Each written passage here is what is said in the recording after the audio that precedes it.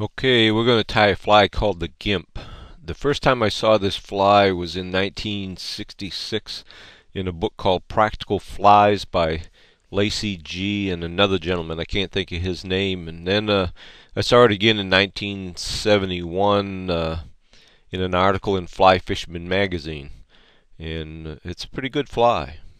Easy to tie. Go ahead and start your thread. Work back to about midway of the shank and get ready to put your tail on. The tail on this fly is just soft hen hackle, just off any old hen neck like this. I just take one of these feathers up here in the top, try to find a damaged one like that one with the tip gone on it. Might as well use it, can't use it for anything else, so might as well use it for soft tail material. I just stroke this fiber down and make sure that it's long enough to be at least equal to the length of the shank, which is what I want my tail to be. I'm going to check it here again to make sure I'm going to have my length right, transfer it to my other hand, and just trap it here in the middle. And then wrap right over it until I get back to the end. And see how I hold this material right up on top of the hook? And make a wrap underneath it to help flare it out a little bit, give a little better action when it's being pulled through the water or dead drifting. Now check for length, and it's equal to the shank length, so I'm good to go here.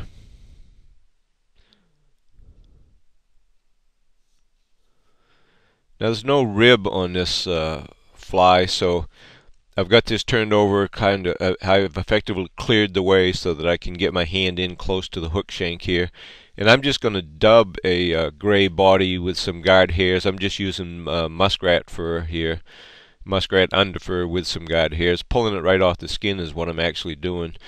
And I'm using the offhand dubbing technique where I'm holding the dubbing in my right hand and then applying it to the thread with my left, so that when I start wrapping this body, if I run out, I've still got the dubbing in my right hand and don't have to worry about setting it down or picking it up.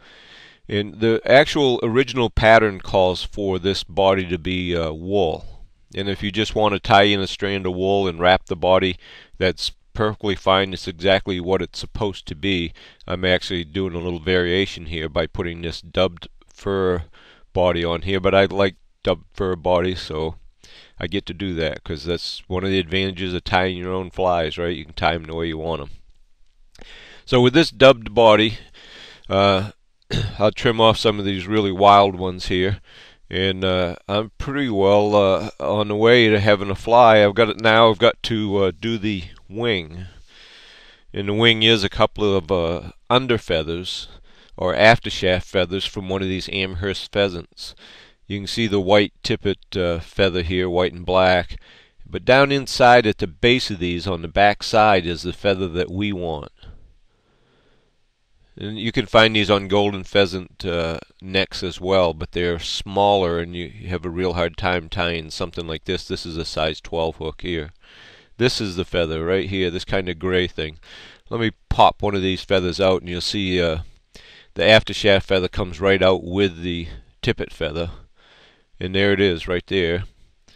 And if I hold it around this way, you'll see the way it's going to be oriented when it's tied on. And I need two of these feathers.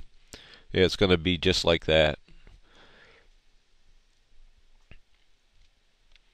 These have a really flat stem. When you peel these off, the piece that you're going to tie in, that base of the stem, is very, very flat, easy to handle because of that. So okay, here's a pair of them that I've prepared. They're about the right length for this hook. And I just lay these right on top. I got to bring my thread back a little bit. Get some of that stuff out of the way. I should have had my thread in the position it's going to be. Would have saved me having to wrap back like that, but it's a minor thing. So I lay it down on here and I just trap it with my thumbnail, make a soft wrap around it, and I can position it. And again, these are so flat that once you get them in place, you don't need much to keep them there. You can see it's relatively centered on the hook. Goes back a little longer than the bend of the hook, which is just what I want. So I've got them in place. They're tied on. I'll just trim those stem ends off, the butt ends off, and we got to do a soft hackle wrap, and we're done. The collar we put on this, we only want 1.5, maybe 2 turns. That's it. That's plenty for the fly. So I've got another feather off that hen neck, and again I just stroke these fibers to the side so I can determine whether or not they're long enough, and they are. So I'll strip all the fluff off the bottom of this and get rid of it. And then I'll just prepare my tip to tie it in.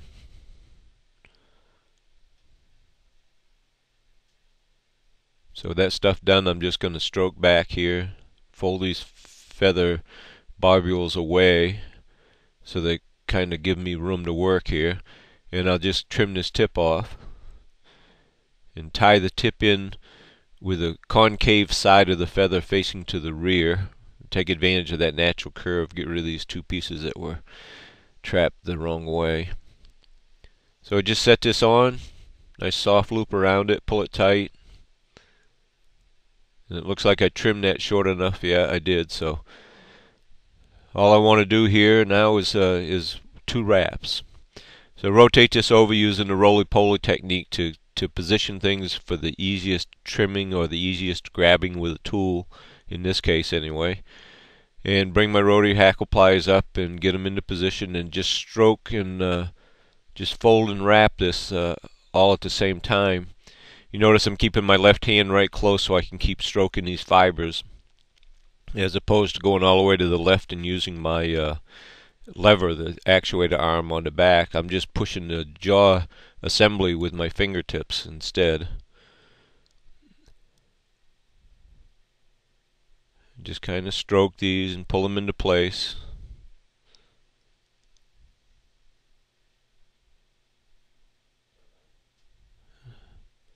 Kind of push down, there it goes, that sets them. Now I've got my 2 wraps. I'm just going to unwrap some of this thread to bring my thread back to the feather. Then I'll come up behind this feather, wrap over the top of it. So I got the stem trapped. Make a wrap in front of it, and I'll come up behind it again. Drop that over it, and that's 2 wraps. That's going to hold that. I can go right ahead and trim it and just finish it off. This is a relatively easy fly. It's a very effective fly, and those aftershaft feathers are the one thing I think that's kept this from becoming a really popular fly, because it's kind of it's hard to justify going out and buying a $10 or $12 Amherst pheasant neck if you don't have a use for the tippets. All you're really after is this little feather in the back, but it's well worth it. You get a lot of them off a neck, and this fly fishes very well. You can find a very similar feather to this on a ringneck pheasant as well on the body, but the feathers are much longer, but you can trim them back, and it's a pretty acceptable substitute, and then you don't have much money tied up in them at all. And trim that up, and there it is. This is the Gimp, and this is how it's tied using rotary fly tying techniques.